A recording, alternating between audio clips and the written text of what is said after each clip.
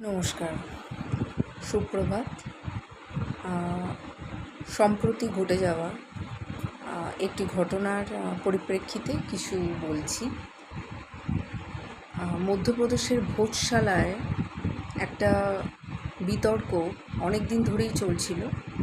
ভোজশালাকে নিয়েই বিতর্ক, অর্থাৎ মন্দির না মসজিদ এটা নিয়ে বিতর্ক।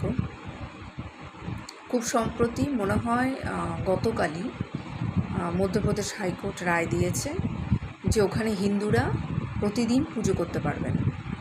ওখানে বাগদেবীর মন্দির ছিল, এটা হিন্দুদের বক্তব্য ছিল, এবং হাইকোর্ট এই বক্তব্যটাকে মান্যতা দিয়েছে এবং বলেছে যে প্রতিদিন ওখানে হিন্দুরা পুজো করতে পারবে। আগে মনে হয় শুধু মঙ্গলবার দিন পুজো করতে পারত, এখন বলেছে প্রতিদিন পারবে। সবাই খুব উচ্ছ্বসিত, ওখানে যারা হিন্দুরা রয়েছে তারা সবাই খুব উচ্ছ্বসিত, আনন্দ উৎসব পালন করছে। ওটাকে আগে বলা হতো কামাল মোলা, যেটুকু আমি নিউজ চ্যানেল থেকে জানতে পারছি, কামাল মোলার মসজিদ, এরকম একটি ব্যাপার। হিন্দু পক্ষের বক্তব্য ছিল এটা খ্রিস্টীয় কত শতকে, পঞ্চম শতক না কত শতকে রাজা ভোজের তৈরি করা বাগদেবীর মন্দির। আর স্থানীয় লোকদের বক্তব্য থেকে এটা জানা যাচ্ছে যে তাদের পূর্বপুরুষেরা এই মন্দিরকে চালু করার জন্য খুব আন্দোলন করেছে, অনেকে জীবনও দিয়েছে, বেশ কয়েকজন জীবনও দিয়েছে। আজকে তারা উপযুক্ত প্রতিদান পেল, রায়টা তাদের পক্ষে গেছে, তারা খুব খুশি এর জন্য। আর তাদের পূর্বপুরুষদের যে লড়াই সেটা আজকে সার্থকতা পেল। বাগদেবীর মন্দির হচ্ছে, সেখানে বাগদেবীর আরাধনা হবে, সবটাই খুব ভালো ব্যাপার। আর মুসলমানরা ওখানে আর নামাজ পড়তে পারবেন কি না আমি এটা ঠিক জানি না, কি কোর্টের কি রায় ঠিক এক্স্যাক্টলি সেটা বলতে পারছি না। তবে এটুকু বোঝা যাচ্ছে যে রোজ বাগদেবীর আরাধনা করতে পারবেন। এক্ষেত্রে একটা কথা যেটা আমার মনে হয়, পশ্চিমবঙ্গের বাইরে, সে উত্তরপ্রদেশের অযোধ্যাতেই বলুন, মধ্যপ্রদেশের ভোজশালাতেই বলুন, পশ্চিমবঙ্গের বাইরে যেখানে যেখানে হিন্দু দেবদেবীদের উপাসনালয় ছিল বলে মানা হয়, পরবর্তীকালে সেটা হয়তো অন্য ধর্মের মানুষদের উপাসনালয়তে পরিবর্তিত হয়েছে, কয়েক শতক ধরে, কয়েক পুরুষ ধরে হয়তো সেটা ছিল বা এখনও আছে বলে মনে করা হয়, যেটা পরবর্তীকালে যেটা হয় কোনো কারণে বন্ধ হয়ে গেছিলো বা অন্য ধর্মের হাতে চলে গেছিলো, পরবর্তীকালে সেটা আবার হিন্দুদের কাছে ফিরে আসছে। এটা বলা হচ্ছে পশ্চিমবঙ্গের বাইরে এরকম যতগুলো ঘটনা ঘটছে তার ইতিহাস ঘাঁটলে দেখা যাচ্ছে যে সেখানকার স্থানীয় মানুষদের বহুদিনের লড়াই রয়েছে, অনেক প্রাণ বিসর্জনও রয়েছে অনেকের, এবং এক নাগাড়ে লড়াইটা তারা লড়ে গেছেন, তাদের পূর্বপুরুষরা লড়ে গেছেন, এখন সেই লড়াইটা তাদের উত্তরসূরিরা লড়ে যাচ্ছেন, কোর্ট কাছারি এবং একটানা লড়ে যাচ্ছেন, কোনো রকম বিরতি নেই, কোনো রকম হাঁপিয়ে যাওয়া মানে ক্লান্ত হয়ে পড়া, বিরতি দেওয়া এসবের কোনো ব্যাপার নেই, টানা লড়ে যাচ্ছেন বছরের পর বছর, হয়তো কয়েক শতক ধরে লড়ছেন, যেরকম রাম মন্দিরের ক্ষেত্রে হয়েছিল। এবং তাদের বিশ্বাস অটুট যে ওখানে মন্দির ছিল বা ওখানে এই দেবতা বা এই দেবীর মন্দির ছিল, যেরকম অযোধ্যার ক্ষেত্রে যেটা দেখা গেছে যে এতটাই বিশ্বাস, কয়েক শতক ধরে, 500 বছর ধরে লড়ে যাচ্ছে, সে ব্রিটিশ আমল থেকে লড়ে যাচ্ছে তারা, এবং মানে লড়াইটা এমন জায়গায় নিয়ে গেছে যে সরকার বা প্রশাসন গুরুত্ব দিতে বাধ্য হয়েছে, প্রাণ বিসর্জন পর্যন্ত দিয়েছে, কখনো কখনো প্রাণ নিয়েওছে, এটাও দেখা যাচ্ছে।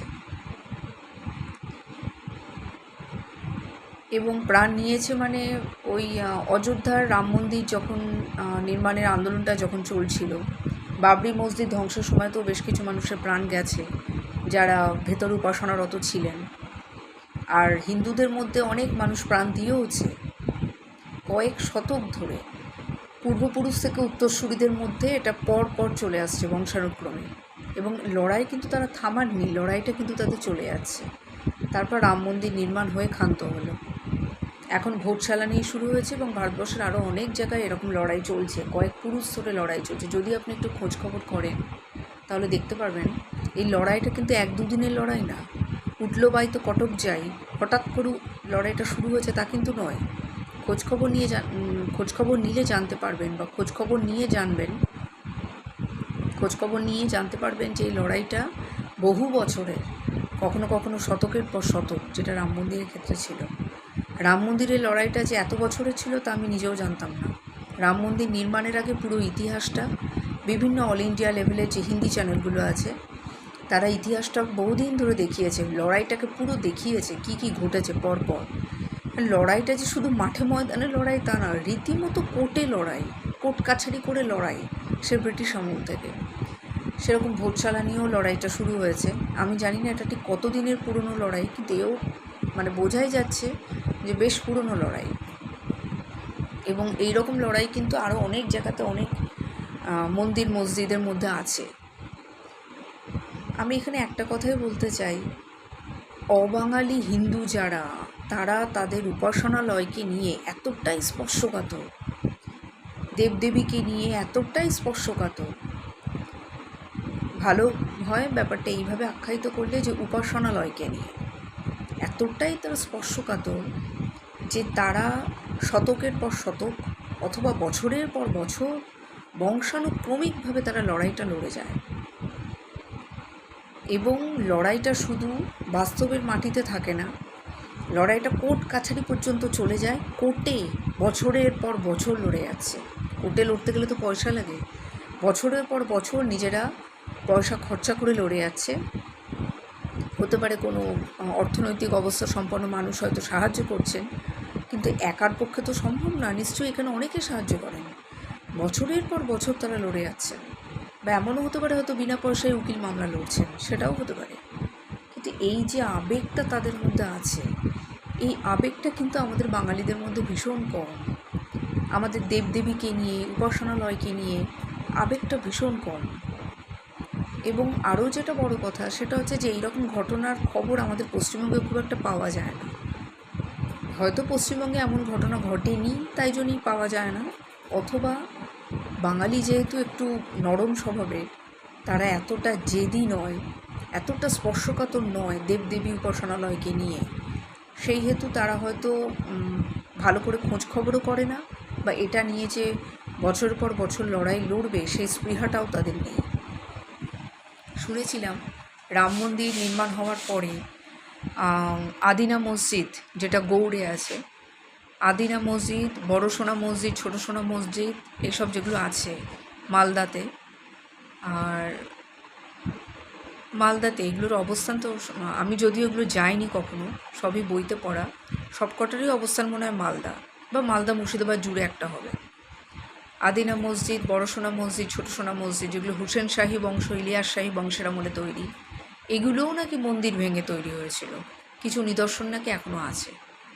কিন্তু আমাদের বাঙালিদের মধ্যে এই স্পর্শকাতরতা নেই, এই আবেগ নেই, এরকম কোনো অনুভূতিই নেই যে আমরা এগুলোর ব্যাপারে খোঁজ খবর করব, জানবো, এগুলোর জন্য লড়বো, এই ব্যাপারটাই নেই। আমি কোনো দোষ দিচ্ছি না, বা আমি এগুলো করতে হবে এমন কথাও বলছি না। আমি বলছি যে অবাঙালিদের মধ্যে প্রবণতাটা খুব সাংঘাতিক, কিন্তু বাঙালিদের মধ্যে এই ব্যাপারটা নেই। এখন এটা হতে পারে হয়তো ব্যাপারটা এমনও যে মন্দির তো আমাদের কম নেই, সেক্ষেত্রে আবার এটা মন্দির ছিল না মসজিদ, এই ব্যাপারটা নিয়ে এত তর্ক বিতর্কের দরকার কি? যা হচ্ছে, যা চলছে চলুন। কিন্তু দেখুন, উত্তরপ্রদেশ বলুন, মধ্যপ্রদেশ বলুন, এখানেও তো মন্দির কম নেই, এখানেও কিন্তু মসজিদও কম নেই। এসব জায়গায় যথেষ্ট পরিমাণ মুসলিম থাকে, এখানে মসজিদও কম নেই, মন্দিরও কম নেই। তা সত্ত্বেও কিন্তু ওখানকার মানুষরা নিজেদের দাবিতে অনড় থাকেন, বিশ্বাসটাও প্রবল, দাবিটাও প্রবল, অনড় থাকেন, লড়ে যান। আর যদি মনে করেন বাঙালি খুব শিক্ষিত, চিন্তাশীল, ভীষণ বুদ্ধিমানের জাত, খুব বুদ্ধিমান বুদ্ধিমতীদের জাত বাঙালি, ভীষণ শিক্ষিত, উদার, সংস্কৃতি মনস্ক, সাম্প্রদায়িক সম্প্রীতি রক্ষা করতে জানেন,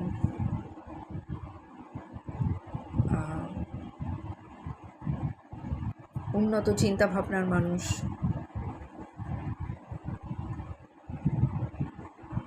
তাহলে এ প্রসঙ্গে একটা কথা আমাদের বলা দরকার। আমাদের মধ্যে অনেকেই আছেন বাঙালিদের মধ্যে যারা ভারতবর্ষের অন্যান্য প্রদেশের মানুষকে অপেক্ষাকৃত কম শিক্ষিত, কম উচ্চ শিক্ষিত বা কম উন্নত চিন্তাভাবনা সম্পন্ন বলে মনে করে থাকেন।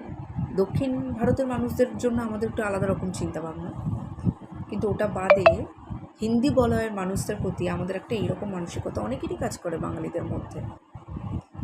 উগ্র জাত্যাভিমান যে আমরাই সব থেকে বেশি শিক্ষিত, আর হিন্দি বলয়ের মানুষদের মধ্যে সেই শিক্ষাটা নেই, তারা কম শিক্ষিত, কম উচ্চ শিক্ষিত। তো এই ভুল ধারণাটা না ভাঙার সময় এসে গেছে। হিন্দি বলয়ের মানুষদের মধ্যেও উত্তরপ্রদেশ বলুন, মধ্যপ্রদেশ বলুন, বিহার বলুন, যাই বলুন, ওদিকে গুজরাট বলুন, মহারাষ্ট্র বলুন, এদের মধ্যেও কিন্তু যথেষ্ট উচ্চশিক্ষিত মানুষ আছেন। বুদ্ধিমান বুদ্ধিমতী কিন্তু কম নেই। হ্যাঁ, তারা হয়তো এইভাবে হয়তো নিজেদের জাহির করেন না, যেটা আমরা বাঙালিরা বলতে ভালোবাসি যে বাঙালি সব থেকে বেশি শিক্ষিত, এটা হয়তো তারা করেন না। কিন্তু তাদের মধ্যে উচ্চশিক্ষিত মানুষ, বুদ্ধিমান বুদ্ধিমতী মানুষ কিন্তু কম নেই। কিন্তু উচ্চশিক্ষা, উচ্চশিক্ষিত, বুদ্ধিমান বুদ্ধিমতী বা উন্নত মানসিকতা, বড় বড় পোস্টে কাজ করার অর্থ এই নয় যে নিজের ধর্মীয় চেতনা, নিজেদের সাংস্কৃতিক ঐতিহ্য, নিজেদের ইতিহাস তাকে ভুলে যাব, বা তাকে নিয়ে লড়াই করলে সেটা অসম্মানের হবে। এই রকম চিন্তাভাবনাটা কিন্তু তাদের মধ্যে কাজ করে না। আর তারা তাদের ধর্মকে নিয়ে, তাদের ধর্মীয় ঐতিহ্য নিয়ে, উপাসনালয় নিয়ে তারা লড়াই করে বলে সাম্প্রদায়িক সম্প্রীতি নষ্ট হয়, এই ধারণাটাও কিন্তু তাদের মধ্যে নেই। কারণ এই লড়াইটা হচ্ছে, ধরুন অযোধ্যাতেই যে রাম মন্দির নিয়ে যে লড়াইটা হলো, রাম মন্দির বাবরি মসজিদ, 500 বছরের পুরনো লড়াই, সে ব্রিটিশ আমল থেকে স্টার্ট হয়েছে। সব কিছু হলো, রাম মন্দির হয়ে গেছে, রাম মন্দিরে নিত্য পূজা হচ্ছে, প্রচণ্ড ভিড় হচ্ছে, সব ঠিক আছে। কিন্তু এরপরও কিন্তু অযোধ্যার ওই অঞ্চলে কিন্তু মুসলিমরা যেমন ছিলেন তেমনই আছেন। তারা কিন্তু ওখান থেকে চলে যাননি। এমন নয় যে হিন্দুদের সঙ্গে তারা কথা বলেন না বা হিন্দুদের সঙ্গে তাদের রোজ লড়াই হয়, কোনোটাই নয়। তারা যেমন ছিলেন তেমনই আছেন ওখানে। হিন্দুদের সঙ্গে তাদের রোজ লড়াইও হয় না, তারা হিন্দুদের সঙ্গে কথাও বলেন, সবই বলেন। কিছু ক্ষেত্রে এটা জানবেন, এই উত্তরপ্রদেশ, মধ্যপ্রদেশে যে সমস্ত মুসলিমরা থাকেন তারা কিন্তু সংখ্যাতে একটুও কম নয়। হ্যাঁ, হিন্দুরা সংখ্যাগরিষ্ঠ, কিন্তু সেখানে তারাও কিন্তু যথেষ্ট পরিমাণে সংখ্যাতে আছেন। এবং এরা কিন্তু, যতদূর আমার ধারণা, এরা কিন্তু প্রকৃত ভারতীয় মুসলিম। কয়েক পুরুষ ধরে ভারতবর্ষে আছেন। অনেকের তো হয়তো আগে পূর্বপুরুষরা হিন্দু ছিলেন, পরে হয়তো সুলতান আমলে বা মুঘল আমলে হয়তো ইসলাম ধর্মে ধর্মান্তরিত হয়েছেন হয়তো। কারণ ভারতবর্ষে যে মুসলিমরা থাকেন তাদের ম্যাক্সিমামই কিন্তু ধর্মান্তরিত মুসলিম। আগে হিন্দু ছিলেন, পরে মুসলিম হয়েছেন, পূর্বপুরুষদের কেউ মুসলিম হয়েছেন, তারপর সেটাই চলে আসছে বংশ পরম্পরায়। ভারতবর্ষে যে সমস্ত মুসলিমরা থাকেন তাদের 70% মনে হয় ধর্মান্তরিত মুসলিম বা তারও বেশি। খুব কমই অন্য দেশ থেকে আগত, 70% বেশি ধর্মান্তরিত মুসলিম। যাই হোক, উত্তরপ্রদেশ, মধ্যপ্রদেশ, বিহার, এইসব অঞ্চলে যারা থাকেন, বিশেষ করে উত্তরপ্রদেশ, মধ্যপ্রদেশ, এইসব অঞ্চলগুলোতে, তারপরে গুজরাট, মহারাষ্ট্র, ওইসব অঞ্চলের দিকে মোটামুটি যারা থাকেন, মহারাষ্ট্রের এখন তাও মহারাষ্ট্রটাকে একটু বাদ দিয়ে ধরতে হবে, মোটামুটি এদের কিন্তু একটা বড় অংশ হচ্ছে প্রকৃত ভারতীয় মুসলিম। এরা শতকের পর শতক পূর্বপুরুষ বংশানুক্রমিকভাবে এরা এখানে রয়েছে। প্রকৃত ভারতীয় মুসলিম, এরা কিন্তু কোনো দেশ থেকে অনুপ্রবেশকারী হিসেবে ভারতে এসে ভারতীয় পরিচয়পত্র বানিয়ে কিন্তু বসে যায়নি। এরা, আমি তো যেটা আগেই বললাম, হয় সুলতানি যুগে নয় মুঘল যুগ থেকে মুসলিম হয়ে বসবাস করছেন। মানে বুঝতে পারছেন কত বছর হয়ে গেল? 1600-1700 শতক থেকে, বা তারও আগে থেকে। সুলতানি যুগ তো তারও আগে, 1600-ও আগে, 1526 হয়তো। এবার ব্যাপারটা হচ্ছে যে এরা তত বছর থেকে এরা মুসলিম হয়ে বাস করছেন, বংশ পরম্পরায় বাস করছেন। এরা কিন্তু এখনও ওখানেই বাস করেন, কেউ কিন্তু ওখানে ছেড়ে চলে যাননি। এটা ভাববেন না যে অযোধ্যায় রাম মন্দির হয়েছে বলে অযোধ্যার মুসলিমরা চলে গেছেন, তারা হিন্দুদের সঙ্গে কথা বলেন না, ও মধ্যপ্রদেশের মুসলিমরাও এখন কথা বলবেন না, ওই জায়গাটা ছেড়ে চলে যাবেন, কোনোটাই নয়। তারা কিন্তু আছেন ওখানে, কারণ এটা তাদের বহু যুগের বাসিন্দা। তারা আমাদের এখানে যেরকম একটা বড় অংশ বাংলাদেশ থেকে অনুপ্রবেশকারী হিসেবে এসে ভারতীয় পরিচয়পত্র বানিয়ে রয়েছে, আর একটা অংশ বরাবর এখানে আছে। পশ্চিমবঙ্গের যেটা বাস্তব সত্য, একটা অংশ বরাবর এখানে আছে, আর একটা অংশ হচ্ছে বাংলাদেশ থেকে এসছে, ভারতীয় পরিচয়পত্র বানিয়ে ভারতীয় হয়ে গেছে। তার সংখ্যা নেহাত কম নয়, যাদেরকে এসআইআরের মাধ্যমে অনেকটা চিহ্নিত করা গেছে। তাও যে সবাই চিহ্নিত হয়েছে তাও নয়। এইবার ব্যাপারটা হয়েছে, কিন্তু এই ঘটনাটা কিন্তু উত্তরপ্রদেশ, মধ্যপ্রদেশের মতো রাজ্যে কিন্তু অনেক কম। ওই উত্তরপ্রদেশের যে জায়গাগুলোর নাম মুসলিমদের নামে রয়েছে, যেরকম জৌনপুর, তারপর আপনার বরেলি, যেটা এখনও মনে হয় বরেলি আছে মনে হয়, জৌনপুর, তারপর আপনার ওই মোগলসরাই, যেটার নামটা বদলে পরবর্তীকালে দীনদয়াল উপাধ্যায় জংশন করা হলো। এরকম আরও কিছু আর কি আছে জায়গা যেগুলোর নাম মুসলিমদের নামে, সেগুলো কিন্তু বহু পুরনো। নামগুলোও কিন্তু ওই জন্যই ওই রকম, হঠাৎ করে এসে কিন্তু তৈরি হয়নি। যেটা আমাদের পশ্চিমবঙ্গের ক্ষেত্রে কিন্তু সত্য নয়। পশ্চিমবঙ্গের ক্ষেত্রে কিন্তু মানে অরিজিনাল ভারতীয় মুসলিম আছে, তার থেকেও বেশি আছে অনুপ্রবেশকারী মুসলিম। এটাই হচ্ছে সত্য। এটা কিন্তু ওদের জন্য সত্য নয়। ওখানে কিন্তু সাম্প্রদায়িক সম্প্রীতি আজও আছে, সবই আছে ওখানে। এরকম একটা ধারণাটা করা হয় যে পশ্চিমবঙ্গেই শুধু সাম্প্রদায়িক সম্প্রীতি রক্ষা করা হয় বা আছে, আর কোথাও নেই। মুসলিমরা পশ্চিমবঙ্গেই আছে, ওইভাবে নেই। ওই সব জায়গাতে, অন্য জায়গায় হয়তো সেভাবে নেই, ভুল ধারণা। উত্তরপ্রদেশ, মধ্যপ্রদেশ, এইসব অঞ্চলে প্রচুর মুসলিম আছে, গুজরাট প্রচুর মুসলিম আছে, ম্যাক্সিমামই প্রকৃত ভারতীয় মুসলিম। এখানে বাংলাদেশ থেকে বা পাকিস্তান থেকে অনুপ্রবেশ করে ভারতে ঢুকেছে, এদের সংখ্যাটা তুলনামূলকভাবে অনেক কম। ম্যাক্সিমামই প্রকৃত ভারতীয় মুসলিম।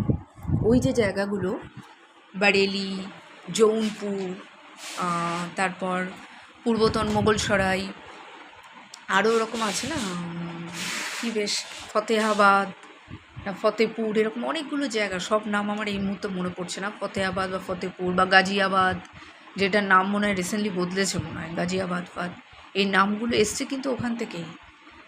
ঠিক আছে। এবার এখানে যে সমস্ত মুসলিমরা থাকেন তারা কিন্তু সাম্প্রদায়িক সম্প্রীতি মেনেই থাকেন। ঠিক আছে। আমাদের এই যে ধারণাটা যে পশ্চিমবঙ্গের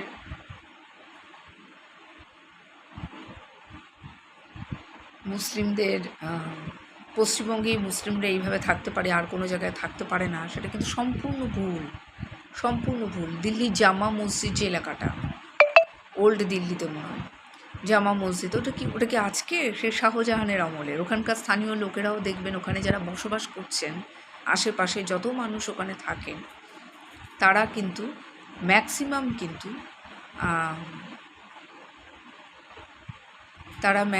কিন্তু বহু যুগ ধরে ওখানে আছেন। তাদের পূর্বপুরুষরা কিন্তু বহু যুগ ধরে ওখানে আছেন। ওল্ড দিল্লির বিভিন্ন এলাকা আছে, জামা মসজিদ সংলগ্ন এলাকা, ওখলা, এসব জায়গাগুলো। কিছু হয়তো অনুপ্রবেশকারী আছেন, কিন্তু ম্যাক্সিমামটাই কিন্তু বহু যুগ ধরে প্রকৃত ভারতীয় মুসলিমরাই আছেন। তো পশ্চিমবঙ্গ ছাড়া আর কোথাও এগুলো রক্ষিত হয় না। ওই সব জায়গাতেই মন্দির মসজিদ, এই বিবাদটা যেরকম প্রচণ্ড রকম, তর্ক বিতর্ক প্রচণ্ড রকম, কোর্ট কাছারিতে যাওয়া এই নিয়ে মানে খুব লড়াই, সবটাও যেরকম প্রচণ্ড রকম, সেরকম ওখানে বংশ পরম্পরায় মুসলিমদের অধিষ্ঠান, সেই সুলতানি যুগ থেকে বা মুঘল যুগ থেকে, মানে প্রকৃত ভারতীয় মুসলিম, সেটাও কিন্তু ওখানে সেরকম। ওখানে সব কিছু ঘটে, তারপরও কিন্তু সাম্প্রদায়িক সম্প্রীতির এই ব্যাপারটা থাকে। আমাদের বাঙালিদের অনেক রকম চিন্তাভাবনা আছে, বা হয়তো এগুলো আমাদের মনে গেঁথে দেওয়া হয়েছে যে পশ্চিমবঙ্গে মুসলমানরা সুরক্ষিত ছিল, শুধুমাত্র সাম্প্রদায়িক সম্প্রীতি এখানে রক্ষিত হয়। ব্যাপারটা কিন্তু ঠিক নয়।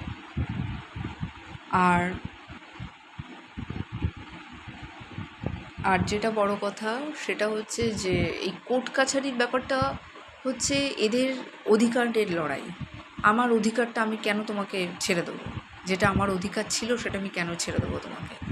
এরকম এই নিয়ে হচ্ছে এদের লড়াই। এই লড়াইতে কেউ জিতছে, কেউ হারছে।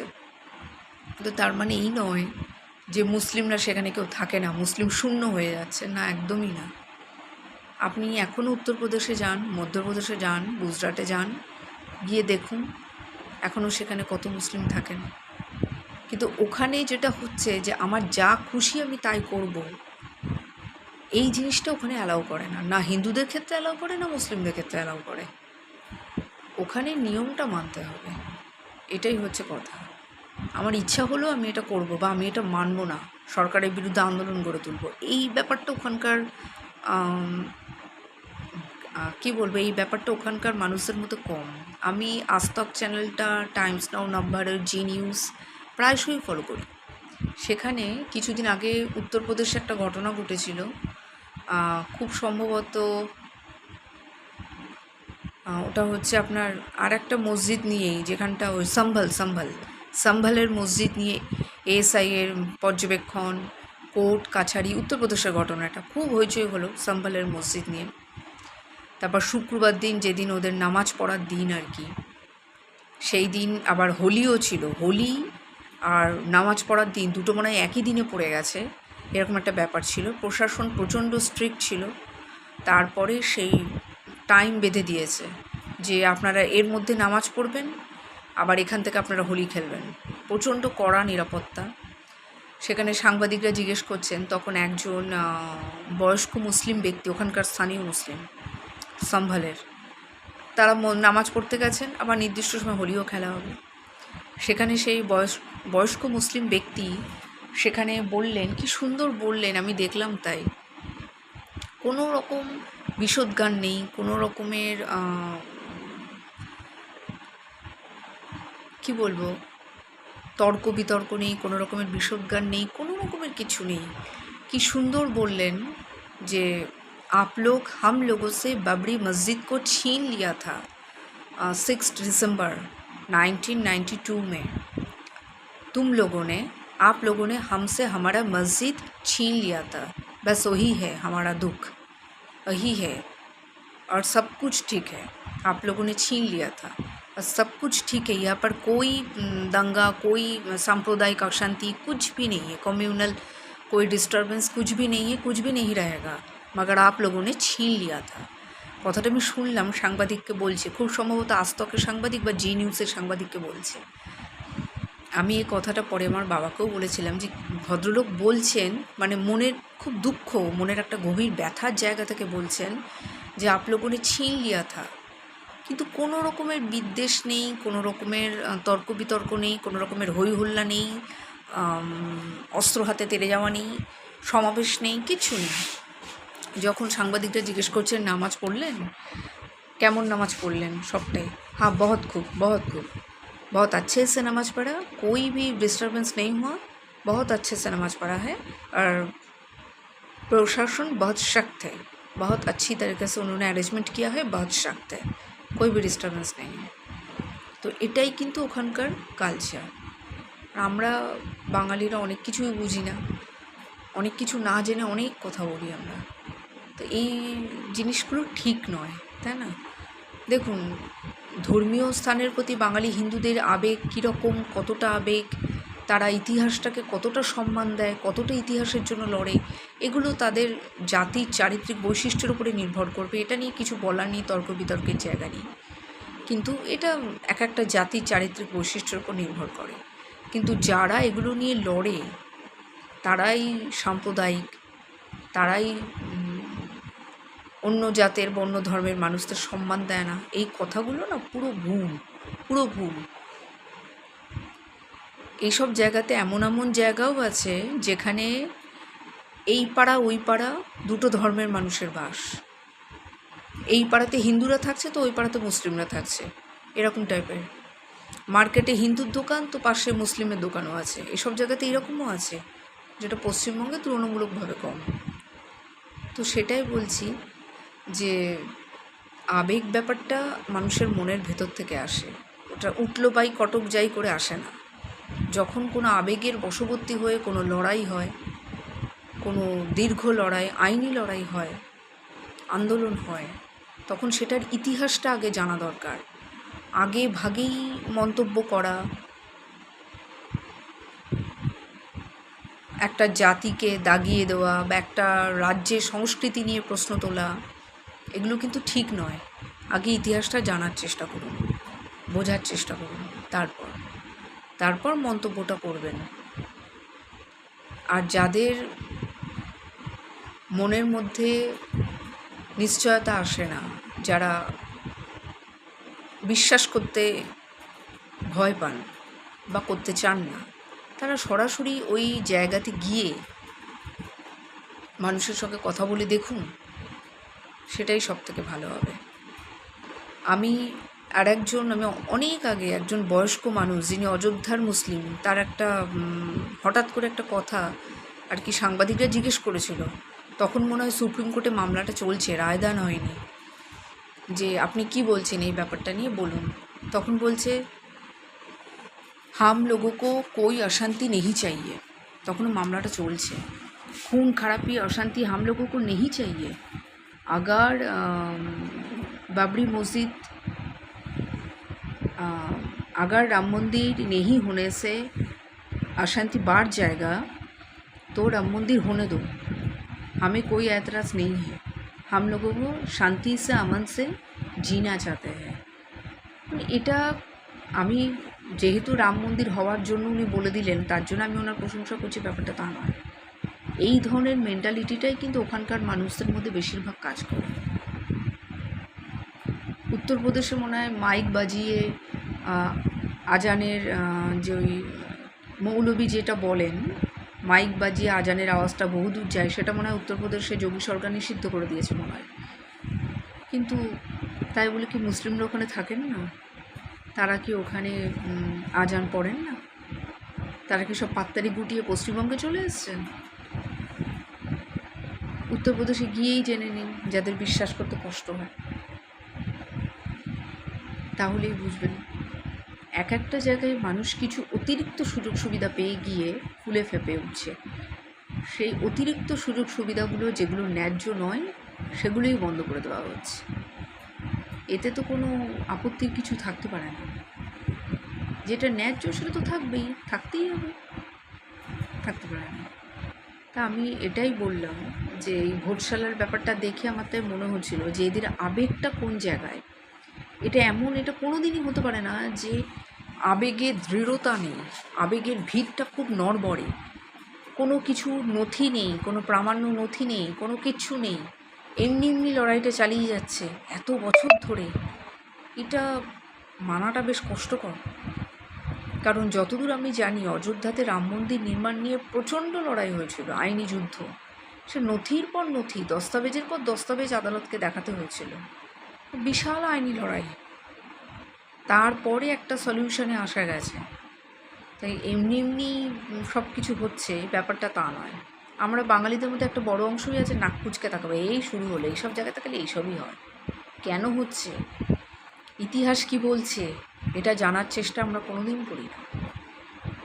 অনেক হিন্দু মন্দির আগে জৈন মন্দির বা বৌদ্ধ মন্দির ছিল। অনেক হিন্দু মন্দির নিয়ে কথাটা বলা হয় যে আগে জৈন মন্দির বা বৌদ্ধ মন্দির ছিল, বৌদ্ধ আর কি মঠ ছিল, জৈন মন্দির বৌদ্ধ মঠ ছিল। তো সেগুলোও আজকে সামনে আসুক, ঐতিহাসিক তথ্য যদি থেকে থাকে, প্রমাণ থেকে থাকে, তো সেগুলোও সামনে আসা তো উচিত। যাকে যার অধিকার সেটা ফিরিয়ে দেওয়াটা উচিত, সেগুলোও সামনে আসুক, অসুবিধা কী আছে। এবার ব্যাপারটা হচ্ছে এটাই যে এই সত্যটা আমাদের মাথাতে আসে না। আমরা আগে ভাগেই কোনো কিছুকে না একটা মার্ক করে দিই, দাগিয়ে দিই যে এটা এই শুরু হলো, এইসব রাজ্যে এইসবই হয়। এগুলো কিন্তু ঠিক নয়। কেন হচ্ছে, কী তার উৎস, এগুলো জানা উচিত, ইতিহাসটাকে জানা উচিত। হ্যাঁ, পশ্চিমবঙ্গের ইতিহাস আর এইসব রাজ্যের ইতিহাস আলাদা। উত্তরপ্রদেশ, মধ্যপ্রদেশ, এইসব অঞ্চলগুলো এগুলো তো পূর্ববঙ্গ বা পাকিস্তান এগুলোর সঙ্গে তো যোগাযোগ ছিল না। আমাদের এখানে যেরকম পূর্ববঙ্গ পশ্চিমবঙ্গের একটা ব্যাপার আছে, পূর্ববঙ্গ থেকে আসা লোক, তার কালচার, তাই নিয়ে বিরোধ, যেটা এখন বাংলাদেশ হয়ে গেছে অনুপ্রবেশকারী হয়ে, এইসব ব্যাপারগুলো আমাদের এখানে আছে। পাঞ্জাবের ক্ষেত্রেও এই পাকিস্তানের সঙ্গে এই ব্যাপারটা রয়েছে, কারণ পাঞ্জাবিদের একটা অংশ এখানে রয়ে গেছে, একটা ওখানে রয়ে গেছে ভাগাভাগি হয়ে যাওয়ার পর। কিন্তু উত্তরপ্রদেশ, মধ্যপ্রদেশের তো এইসব সমস্যা নেই। এখানে কিন্তু ওই স্বাধীনতার আগে, স্বাধীনতার পরে একটা অংশ ওই দিকে চলে গেছে, তারা কোনো অনুপ্রবেশকারী হয়ে এখানে ঢুকছেন, রিফিউজি, শরণার্থী, এইসব ব্যাপারগুলোই কিন্তু ওখানে নেই। ইতিহাসের এগুলোর সঙ্গে কোনো যোগ নেই উত্তরপ্রদেশ, মধ্যপ্রদেশ, এই রাজ্যগুলো। তো এখানে যেটা হচ্ছে সেটার পেছনে কোনো ঐতিহাসিক কারণ আছে, তাই হচ্ছে। আর এখানকার শিক্ষিত মানুষও এগুলোর পেছনে সময় ব্যয় করেন, কারণ তাদের কাছে তাদের ধার্মিক ঐতিহ্য, সাংস্কৃতিক ঐতিহ্যের কদর আছে, যেটা বাঙালির কাছে অনেক ক্ষেত্রেই নেই। তাদের কাছে কদর আছে। একটা ঘটনা পশ্চিমবঙ্গের ক্ষেত্রে আমি জানি, ওই শোভাবাজার, সুতানুটি, এই যে মেট্রো স্টেশনটা যেটা অরিজিনাল রুট ছিল, সেই রুটটা ধরে কিন্তু হয়নি, মেট্রো স্টেশনটাকে ঘুরিয়ে বেঁকিয়ে নিয়ে যেতে হয়েছিল। তার কারণ হচ্ছে ওই শোভাবাজার, সুতানুটি ওই অঞ্চলটাতেই ওই ছোট্ট যে কালী মন্দিরটা আছে ঠিক রাস্তার মাঝখানে, দেখবেন ওই জয়পুরিয়া কলেজ যেতে গেলে ওটা পড়ে, ওই